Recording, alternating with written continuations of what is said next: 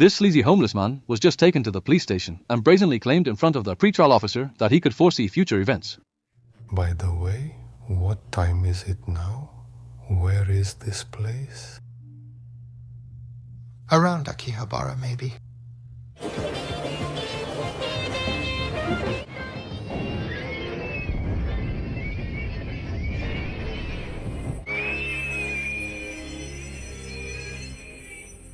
Officer Tian Yuan hurriedly walked into the interrogation room and informed team leader Togo about the explosion at the Akihabara Mall. The homeless man Suzuki said he liked Togo, so he could reveal more clues. The next incident will occur in 1 hour. Togo was not in the mood to play guessing games with Suzuki, and quickly reported the matter to the section chief. Other officers tallied the casualties at the explosion site. No fatalities have been reported so far. Based on the remnants at the scene, the explosive device was a time type.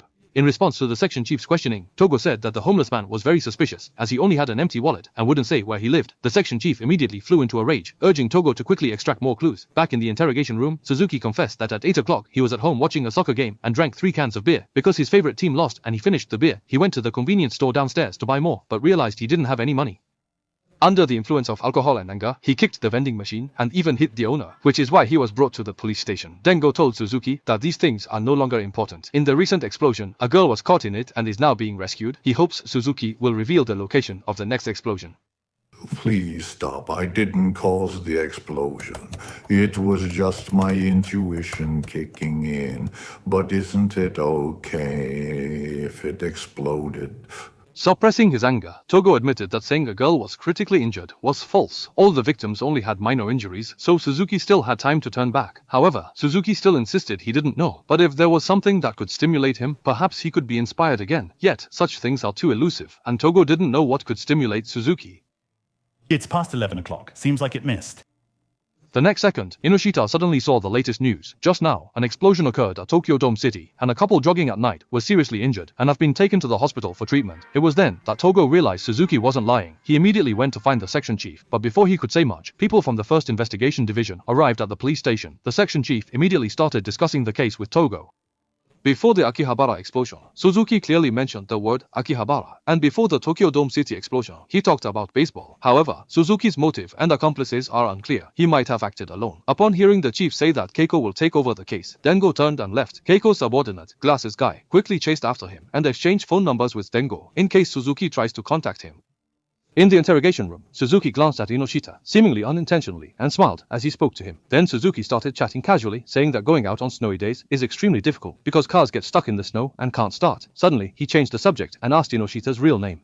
Because I'm going to talk about something private now. You need to become a private acquaintance.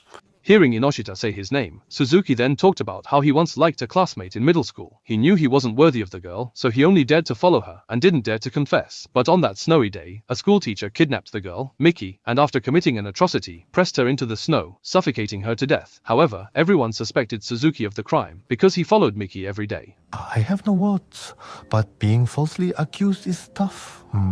If it were me, I might have thought I should have just done it myself. What did you say? You have those moments too, right, Ise-san? Want to talk about it? Just as Inoshita looked shocked, Chingong and Glasses Guy walked into the interrogation room. Upon learning that the next questioning would be handled by Chingong, Suzuki asked where Dengo went, as he preferred communicating with him. Chingong didn't explain much, only saying that Dengo returned to his original position. Then he got back to the main topic, saying the first explosion happened at 10 o'clock, the second at 11 o'clock, and so on. They didn't have much time left and hoped Suzuki could provide crucial clues. Suzuki said that his inspiration had run dry since a moment ago, but the next second he changed the subject and asked if Keiko knew the game Nine Tails. Seeing the other party shake his head, Suzuki explained that he would ask 9 questions and Keiko just needed to answer them. Once all were answered, he would guess the shape of Keiko's heart. The guy with glasses immediately went online to search for clues about Nine Tails. To get Suzuki to provide clues, Keiko had no choice but to agree to play this game. Suzuki's first question was whether Chingong was bitten by a dog when he was a child. Chingong straightforwardly said he was bitten by a stray dog in an open field. The second question was, if a building suddenly appeared in front of Chingong, what would he do inside? Chingong immediately said he would hunt in the building. Suzuki was very satisfied with this answer. Then he asked if Chingong were a prestigious university student, what kind of woman would he most like to see? That is the answer. If you want to know why, ask the fourth question. Suzuki asked if Hikaru was walking on an infinitely extending slope, whose hand would he most want to hold? Is that person Mr. Hasebi Ariku? Meanwhile, the police officer Chan Chui and the dentist forced themselves to perk up and walked into the parking lot. They were about to finish work but were asked by the section chief to return to the police station for overtime. Chan Chui and the dentist were also the officers who arrested Suzuki. They conducted the first interrogation. Chan Chui has always wanted to be promoted to detective, and tonight is a good opportunity. He plans to take this chance to show his skills. After arriving at the hall, Senbuki complained that Keika, whom he had personally trained, was promoted to detective before him, which was really unfair. At this moment, the section chief was discussing the investigation direction with his subordinates. The subordinates believed that there was a high possibility of a bomb being installed near the convenience store, where Suzuki caused trouble, and suggested evacuating the people in that area. However, the chief said that hastily evacuating the public could cause panic, and since the exact location of the bomb is still uncertain, what if there is a bomb in the area after evacuation? At that moment, the chief saw Suzuki's fourth question, and he panicked instantly. Realizing his loss of composure, he quickly suppressed his emotions. A minute later, the guy with glasses found the chief, and learned that the Mr. Yuku Suzuki mentioned had no interest in promotion. He considered mentoring juniors as his life's purpose. The chief was also promoted by Yuku, but 3 months after Yuku's scandal was exposed, he ended his own life. The chief also revealed that both Yuku and Suzuki are fans of the Dragon team. This is also known by Tomu, who had a good relationship with Yuku when he was alive. So when Yuku's scandal broke out, Tomu was also implicated. It was learned that Yuku is already divorced and his wife is living with their 2 children. Glasses guy asked the chief to investigate immediately.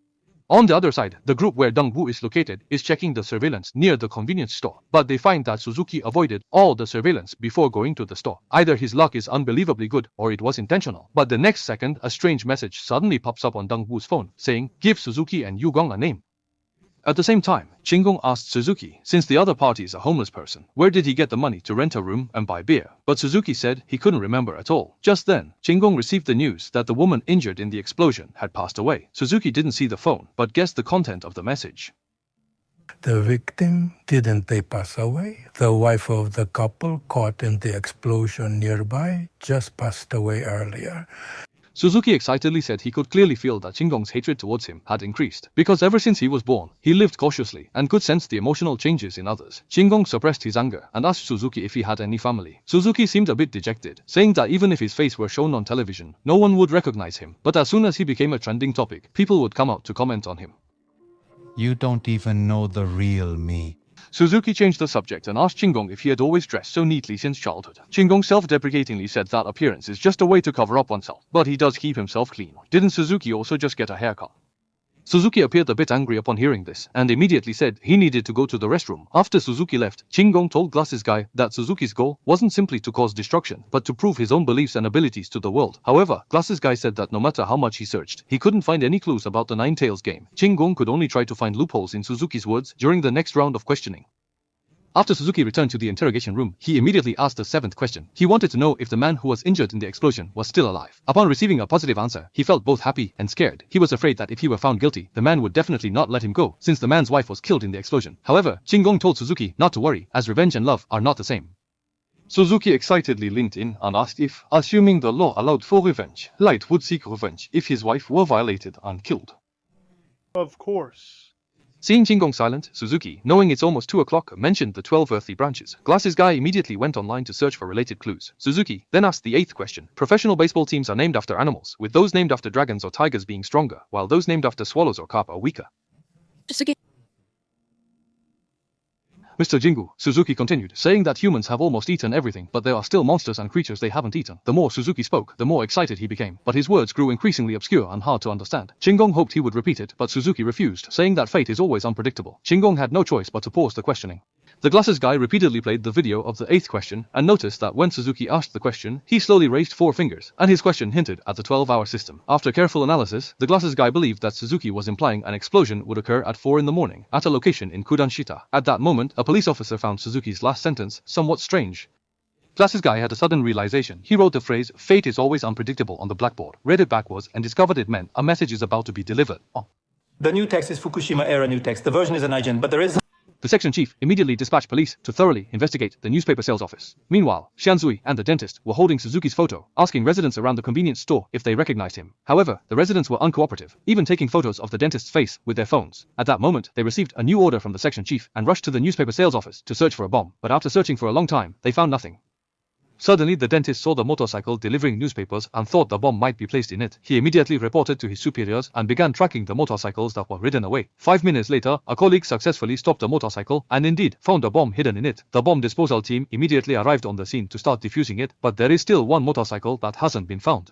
The police dispatched more officers to search, and finally, at 3:58, it was found by Xianzui and the dentist. Xianzui slammed the accelerator to stop the motorcycle, then immediately rode it towards an open area. 3, 2, 1...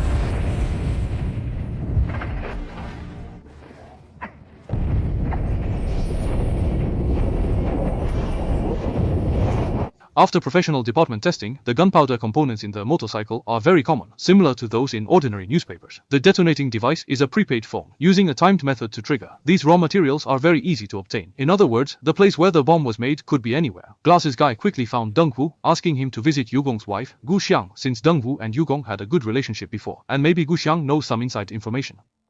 Meanwhile, Qinggong returned to the interrogation room. He first thanked Suzuki for his cooperation, which allowed the police to dismantle the bomb at the newspaper sales office in advance. Then he asked why Suzuki went to the newspaper sales office for an interview at 7 o'clock last night. According to the store owner, since Suzuki didn't have a driver's license, he was directly dismissed. Suzuki looked incredulous upon hearing this, claiming he couldn't remember what happened at all, but this incident gave him a shock. Suzuki said he suddenly got an inspiration and felt that the next explosion would happen at 11 o'clock. Qinggong immediately asked Inoue to report to the director, and then hoped Suzuki would reveal the location of the explosion. However, Suzuki said not to rush, and instead asked if he believed that life is equal. That's not the case, of course, because no one would think that I am the same as the Prime Minister. Although Qigong explained that social status and life are two different things, Suzuki still felt that unfairness was everywhere. Whether in school or the workplace, people rank each other, and people like him, a wanderer, are abandoned by society. As he spoke, Suzuki raised his finger again and started saying some strange things. Glasses guy immediately focused and listened carefully. However, Suzuki's hints were too vague, and his speech gradually sped up, making it impossible to decipher immediately. Nevertheless, through analysis, Qinggong concluded that the target of this attack was children, and asked Suzuki if the bomb was placed at a kindergarten. But Suzuki only gave an ambiguous answer. Even so, Qinggong immediately reported the situation to the section chief. But this time, Suzuki's hint was too complex, and Glasses Guy struggled to decipher the specific meaning, only managing to deduce the entire Yoyogi area. Seeing Glasses Guy's dejected expression, Qinggong encouraged him to cheer up, assuring him that regardless of the outcome, he would take full responsibility. After receiving orders to go to Yoyogi, Xianzui and the dentist immediately set off. Glasses Guy continued to analyze the specific significance of the bomb placement. Half an hour later, the evacuation of the Yoyogi kindergarten and nursery was completed. The police found a package suspected to be an explosive in the backyard of a daycare center, but Glasses Guy thought the package was just a decoy. In the restroom, Suzuki was relieving himself when Inoshita suddenly pinned him against the door. Inoshita asked Suzuki, who was clearly a homeless person, how he could watch baseball programs normally. This time, Suzuki unexpectedly explained that he had met someone before who had lost the will to live, and Suzuki took care of that person, who gradually got better. Later, he found a place to live before Suzuki and invited Suzuki to live together. Residence. I remembered one thing. What is it? The place where I lost my smartphone. Suzuki said he could tell Inoshita where he lost the phone, but there are many unsavory photos in it, and Inoshita must agree to delete them. Seeing Inoshita nod, Suzuki also let Inoshita take sole credit for this. There are shameless cowards in the world who take credit for others' achievements, right? Inoshita, avoiding eye contact, said he couldn't leave just like that. Suzuki suggested he tell someone he could trust. After receiving Inoshita's call, Xianzui immediately informed the dentist, asking for help to cover up. But the dentist insisted on going with Xianzui to investigate. Based on the clues provided by Inoshita, the two quickly arrived at the cafe and received the phone from the staff. The staff said the phone's owner looked quite chubby and was wearing a dragon's cap. Xianzui immediately had a sense of understanding. He intended to turn on the phone to check for clues, but suddenly noticed an address on the label on the back of the phone. Meanwhile, Dengwu and his colleague arrived at Gu Xiang's home, but Gu Xiang did not know Suzuki. She then apologized to Dengwu on behalf of her husband, saying that if it weren't for the previous incident, perhaps Gong wouldn't have gone into hiding and wouldn't have met Suzuki. At that moment, Gu Xiang's daughter walked in with dry-cleaned clothes. Ever since the scandal about Yuku was exposed, Koku and her children have been having a particularly difficult time. When Yuku personally admitted to his actions, their daughter Mihai was so disgusted that she vomited on the spot. Their son Chenma sought solace online, only to find his photos posted and subjected to countless doxing. Every time Koku goes out, she is recognized and even surrounded by reporters for interviews. Not long after that, Yumiya ended her own life. When Engo asked Koko what the children are doing now, Koko said she was a stylist before, and Mihai became a stylist under her influence. But Chenma has already run away from home, and no one can contact him. After leaving Koko's house, colleague Kojue asked Engo what Yumiya did to be scorned by everyone. Only then did Engo reveal the truth. He and Yumiya were the best partners, investigating cases together every day. One night, he couldn't sleep, so he went to the crime scene to see if he could find more clues, and ended up discovering that Yugong was actually masturbating there. Dengwu told Yugong he would keep it a secret, but he must see a psychologist. The psychologist, however, leaked the secret for money, which led to the exposure of the incident. Dengwu got involved because of what he said in front of the media.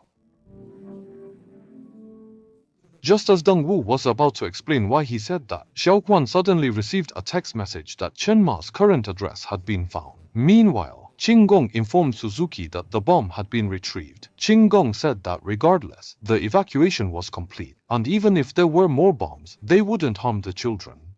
Moreover, according to what Suzuki said earlier, there were 3 explosions, once in Akihabara, once in Dome City, and now this time in Yoyogi, so the crisis is already over. But Suzuki said the Nine Tails game is not over yet. He must guess the shape in Aomiya's heart. The next second, Aomiya suddenly received a text message. It turned out that just now, there was a violent explosion at the south gate of Yoyogi Park. At the time of the explosion, a charity organization was distributing porridge to the homeless, resulting in many casualties.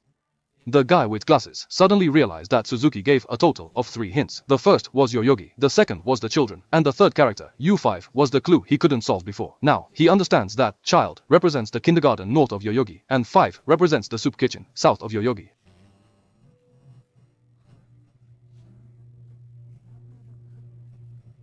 Aokimi couldn't hold back any longer, and suddenly broke Suzuki's finger. Glasses guy quickly pulled him away, but Suzuki burst into laughter.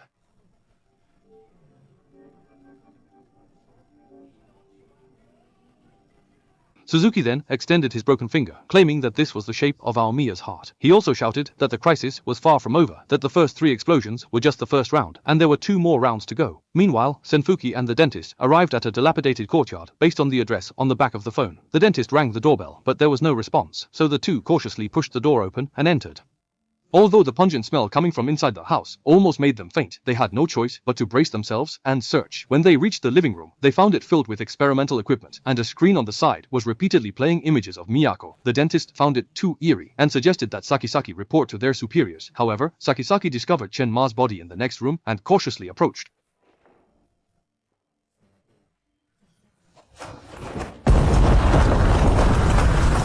When the dentist struggled to get up despite the intense ringing in his ears, he found that Senbuki's left leg had been blown off. He quickly took off his tie and tied it around Senbuki's thigh, then used the walkie-talkie to call for support. The next moment, Dengo and Komaki, who had received the message, happened to arrive. Everyone hurried to take Senbuki to the hospital. On the other side, after Aomi's emotional breakdown, he asked Glasses Guy to question Suzuki on his behalf and then called the director for instructions.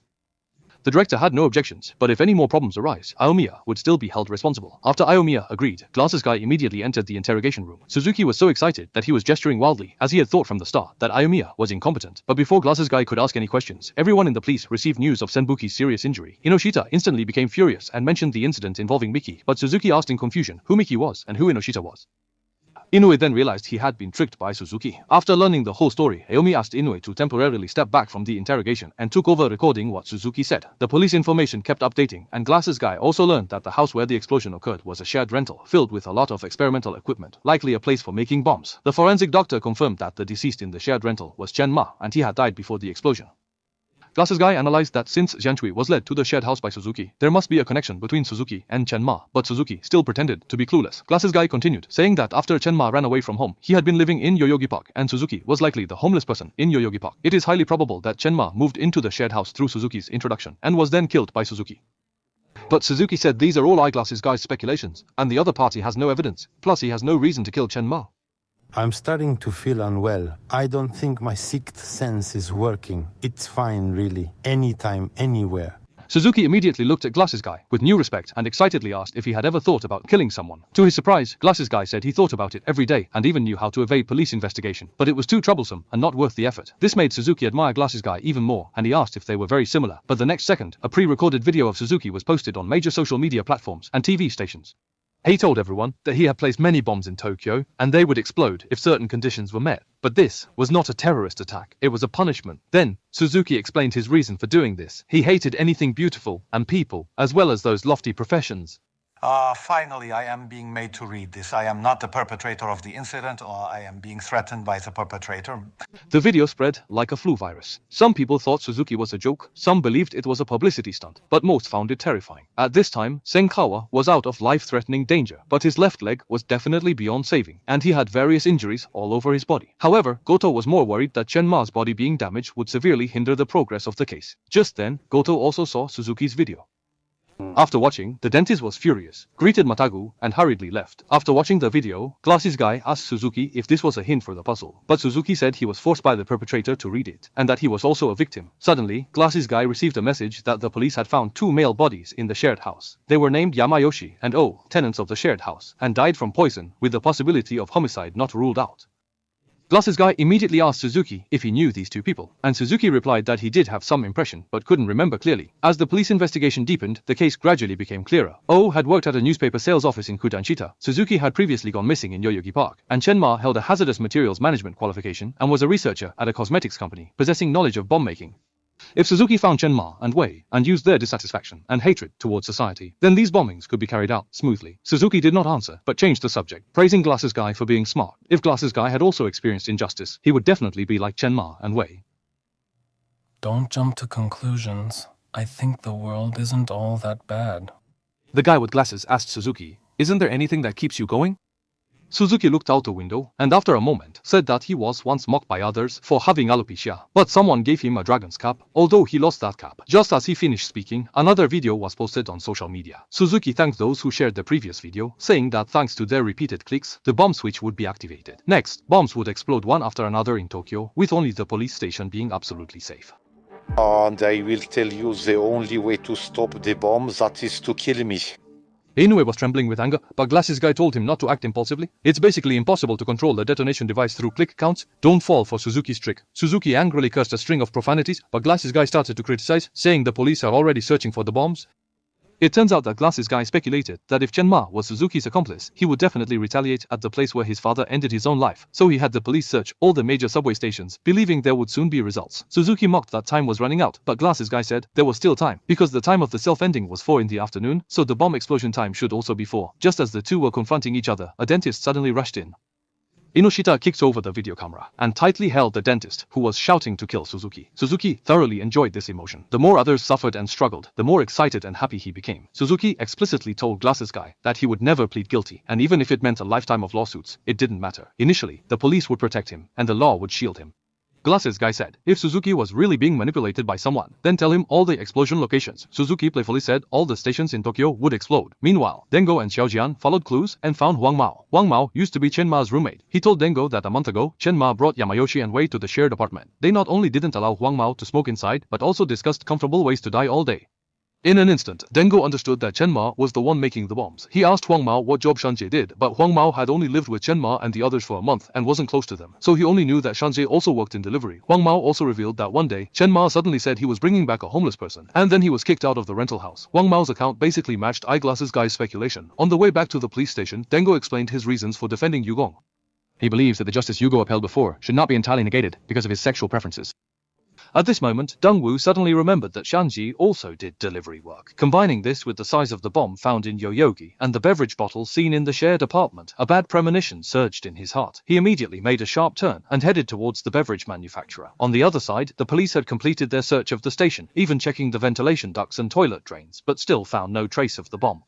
However, due to the police blockade of the station, the entire Tokyo traffic has completely paralyzed. But Shingon still requested the director not to open the station before 4 o'clock. At this moment, Glasses Guy received a call from Dongwu. Just now, Dongwu had confirmed with the senior management of the beverage factory that Shanji is a delivery person for the beverage factory and often goes to the station to restock. Therefore, Dongwu suspects the bomb is in the vending machine. The guy with glasses immediately called the frontline commander, asking him to investigate the drink counts at the vending machine. Follow. With violent explosions occurring at various stations, Glasses Guy appeared very dejected, admitting that Suzuki had won. No matter what, he couldn't prevent the tragedy from happening. However, Suzuki respectfully said that if Glasses Guy had planned the explosions, he would have done a better job. Yet, Glasses Guy repeated that he could never do such a thing because it was too boring.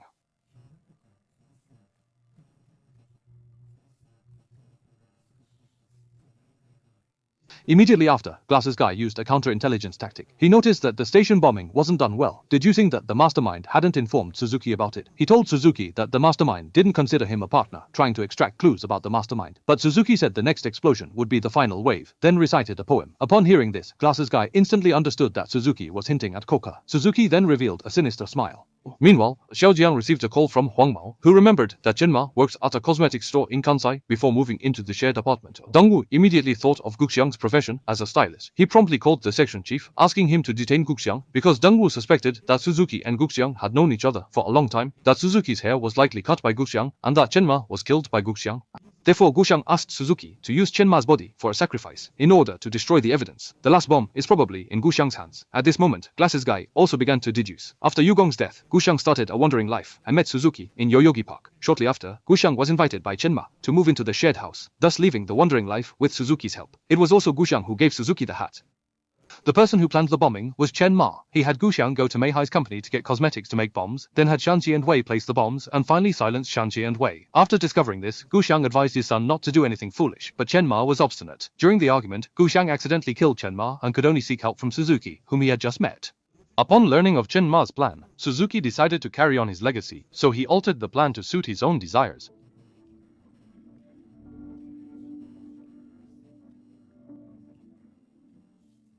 The reason Suzuki said in the video that only the police station is the safest is because he sent the bomb to Guxiang in advance, letting him sneak into the police station to detonate it and end everything. As Glasses Guy expected, Guxiang sneaked into the police station with a bag containing the bomb, but was stopped by the dentist. Seeing this, Guxiang immediately took out his phone and decisively pressed the detonation button. However, the bomb in the bag did not explode. It turns out that Suzuki never intended to detonate the bomb sent to Guxiang from the beginning, so he could surprise everyone and complete this game of revenge against society. But Suzuki did not admit to his crime. He asked Glasses Guy, surrounded by a bunch of idiots every day, "Don't you feel disgusted? Haven't you ever thought about fully unleashing your abilities?"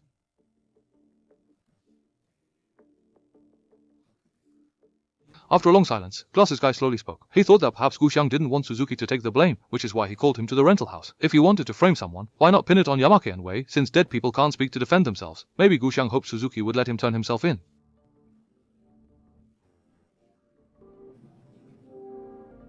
After Suzuki walked out of the interrogation room, he ran into Dongwu. He asked Dongwu if he would continue to live aimlessly in the future.